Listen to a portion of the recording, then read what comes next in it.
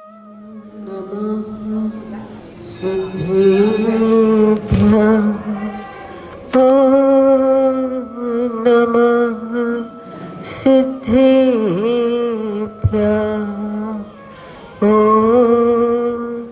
नमः सिद्धेभ्यः। मंत्र नम का हमें प्राणों से प्यारा, मंत्र नम का हमें प्राणों से प्यारा।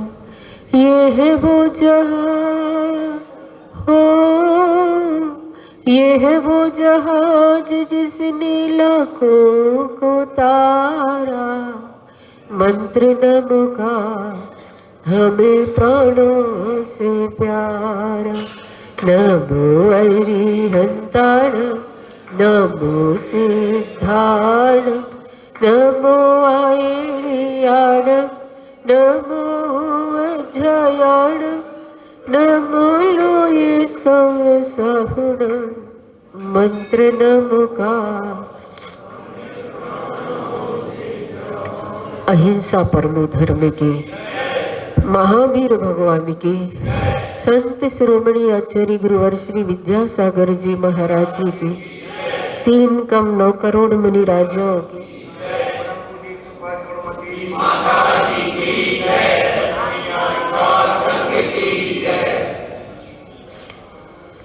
फूल खिलते हैं मगर झड़ जाते हैं। लोग यहाँ आते हैं और गुजर जाते हैं। सिर्फ वो ही यहाँ पर अमर रह पाते हैं जो आत्म सागर में उतर जाते हैं। 12 भावना का निचोड़ यहाँ पर अनित्य भावना के रूप में आज हम समझें कि संसार में कुछ भी नित्य नहीं है, संसार में कुछ भी स्थिर नहीं है। पंडित मंगत राय जी की जो 12 भावना है उसमें हमने समझा कि बड़े बड़े चक्रवर्ती, बड़े बड़े महापुरुष यहाँ पर आए, लेकिन उनका भी जीवन स्थिर नहीं रह पाया। हमें उनके जीवन से सबक और शिक्षा लेनी चाहिए कि वास्तव में हम अपने जीवन में कुछ ऐसा करें जो शाश्वत हो, जो हमारे हित में हो। इसीलिए ही ये अनुप्रेक्षाएं हमारे लिए बार बार झकझोरती है। लोगों के प्रश्न होते हैं 12 भावना को बार बार पढ़ने के लिए क्यों कहा गया? क्या एक बार के पढ़ने से काम नहीं चलेगा? तो बंधुओं, जैसे आप बाजार से घड़ा खरीद करके लाते हैं मिट्टी का, और उस मिट्टी के घड़े को अगर आपको गीला करना है और 1-2 बूंद आप उसमें पानी डालें तो पता ही नहीं चलेगा कि डाला भी है या नहीं डाला। उसमें हमें अंजलि भर भी पानी डालें तो भी पता नहीं चलेगा। उस घड़े को हमें पानी से तर करना होगा, तब कभी वह घड़ा गीला होगा। उसी प्रकार बार बार जब हम उसी पंक्तियों को दोहराते हैं तो वो पंक्तियां हमारे जीवन का अंग बन जाती हैं, और जब वो जीवन का अंग बन जाती है तो फिर वो पंक्तियां हमारे जीवन पर संस्कार छोड़ती हैं। इसलिए हमें बार बार चिंतन करना होता है ताकि हमारे ऊपर ये संस्कार पड़े। जब कभी हम एक बार कोई पंक्तियों को पढ़ते हैं तो हमें तो अवग्रह भी नहीं होता है, और जब दूसरी बार पढ़ते हैं तब कुछ लगता है कि हाँ ये पंक्ति सुनी जैसी है, उसको हम उपयोग पूर्वक सुनते हैं। और फिर बार बार हम उन पंक्तियों को सुनते हैं तो वह पंक्तियां हमारे जीवन में कुछ परिवर्तन लाती है। यहाँ पर 12 भावना में से अनित्य भावना आज हम फिर समझेंगे। उस बूंद जो गले धूप में वाह अंजलि पानी, छिन छिन यौवन छीण होते क्या समझे प्राणी। इंद्र जाल आकाश नगर सब जग संपत्ति सारी, अतर रूप संसार विचारो सब नर अरु नारी। हमारा जीवन बहुत क्षणिक है। जैसे घास की नोक पर ओस की बूंद थोड़े से समय के लिए ठहरती है और समाप्त हो जाती है, ऐसे ही हमारा जीवन है। बहुत छोटा सा जीवन है। इस छोटे से जीवन से हमें महाजीवन का प्रादुर्भाव करना है। पर आश्चर्य इस बात का है कि हम इतना छोटा सा जीवन पाकर के भी बेखबर हैं। हमें अपने जीवन के बारे में किस प्रकार से उसे व्यवस्थित करना है, इन पंक्तियों के माध्यम से हम जान सकते हैं। कहा जा रहा है, मोती जैसे चमकते हुए ओस के कण थोड़ी सी धूप लगती है तो वह उस धूप को पाकर के गल जाते हैं।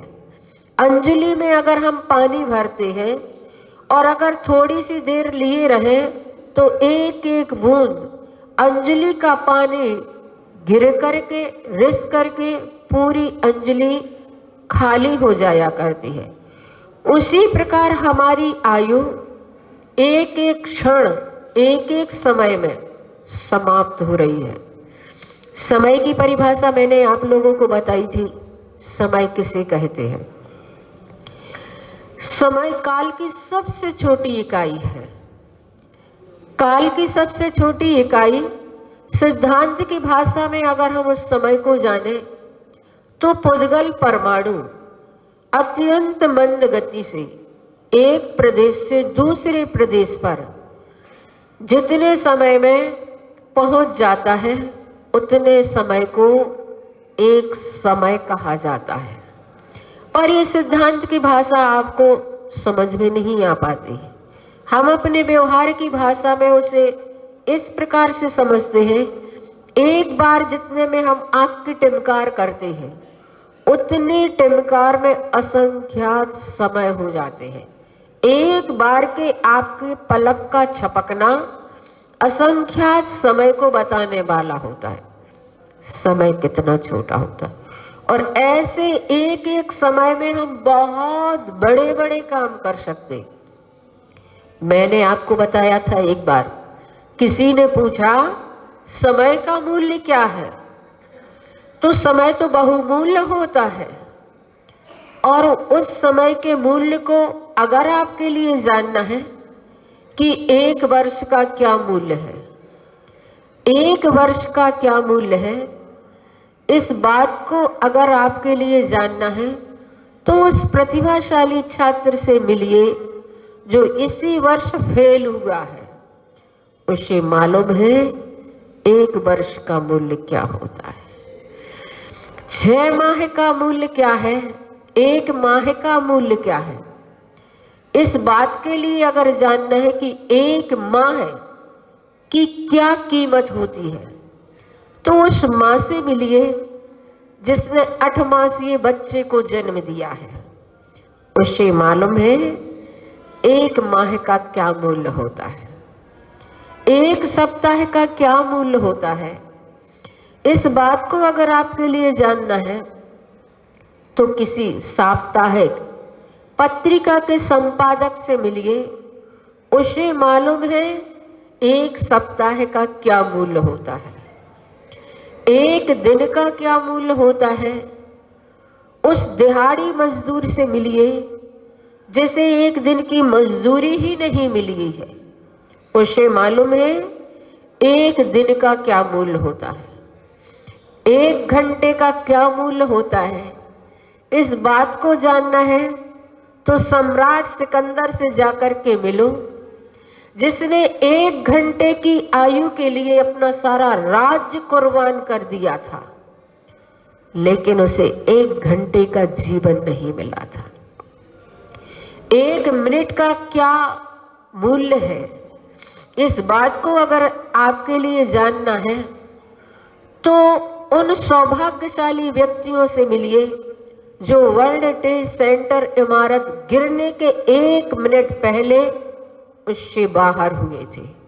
उन्हें मालूम है 1 मिनट का क्या मूल्य होता है और 1 सेकंड का क्या मूल्य है।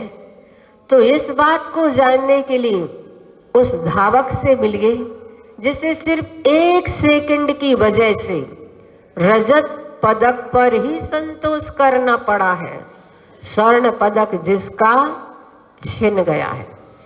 और 1 समय का क्या मूल्य होता है, इस बात के लिए अगर आपको जानना है, 1 समय की बात कर रहे हो तो सौभाग्यशाली व्यक्ति से मिलिए जिसने 1 समय शेष रहने पर, किसका, चतुर्थ काल पूर्ण होने के 1 समय पहले पहले, पंचम काल लगने के 1 समय पहले पहले जिसने जन्म लिया है उसके लिए मोक्ष के दरवाजे खुले होते हैं, और जिसने चतुर्थ काल पूर्ण होने के 1 समय बाद जन्म लिया है उसके लिए मोक्ष के दरवाजे बंद हो जाते हैं।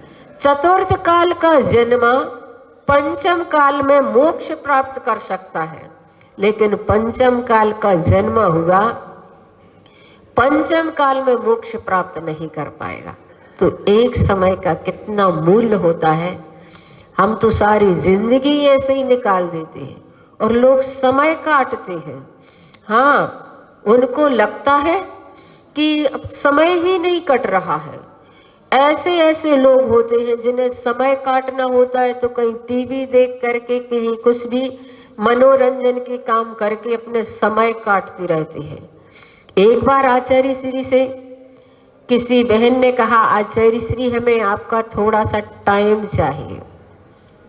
आचार्य श्री का समय तो बहुत कीमती होता है। एक एक समय की आचार्य श्री कैसी कीमत करते हैं। आचार्य श्री कहने लगे, नो टाइम।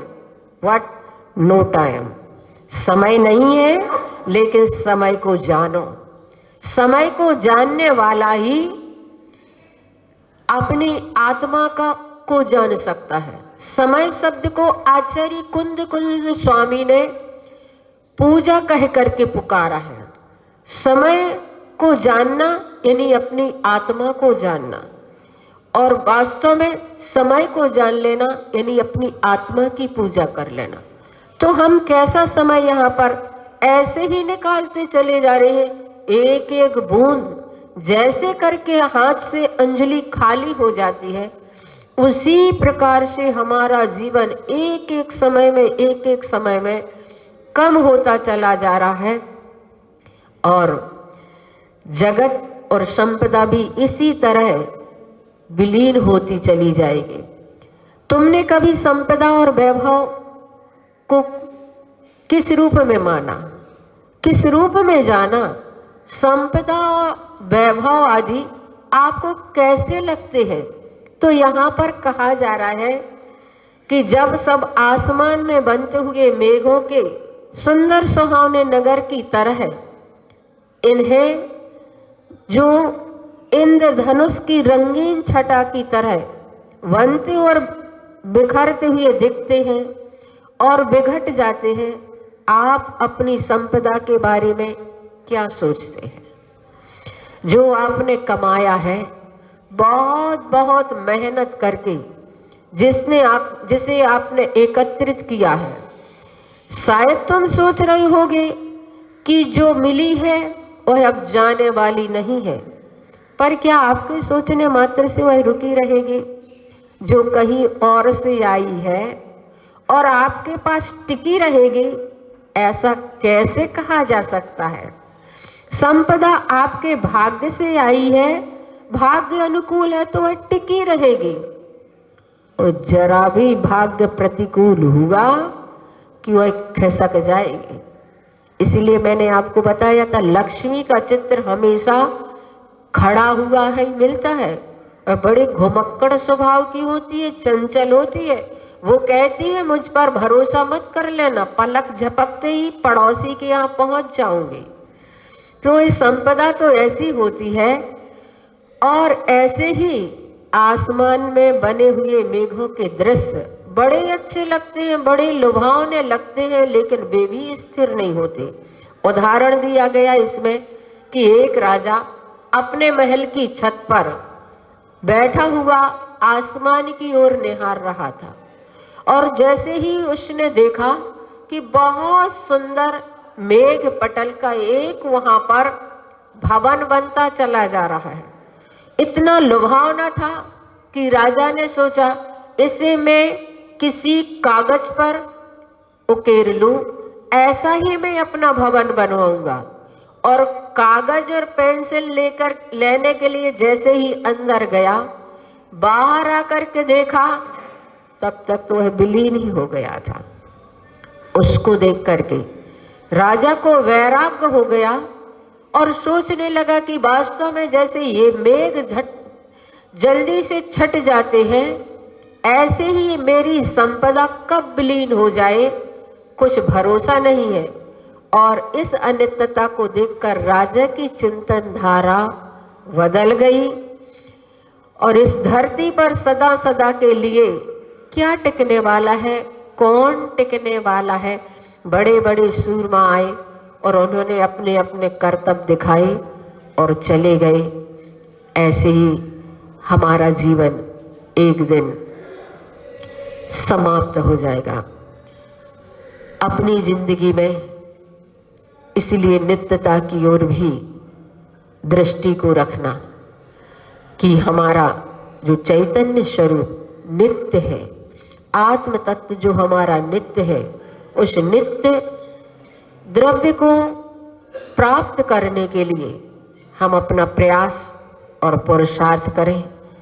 कल मैंने आपको बताया था कि अभी तक तो हमारा परिचय अनित्यता से है। जो जो चीजें अनित्य हैं उनसे ही हमारा संबंध जुड़ा है। अब जो नित्य शाश्वत स्थिर रहने वाला है उसकी ओर हम अपने उपयोग को स्थिर करें।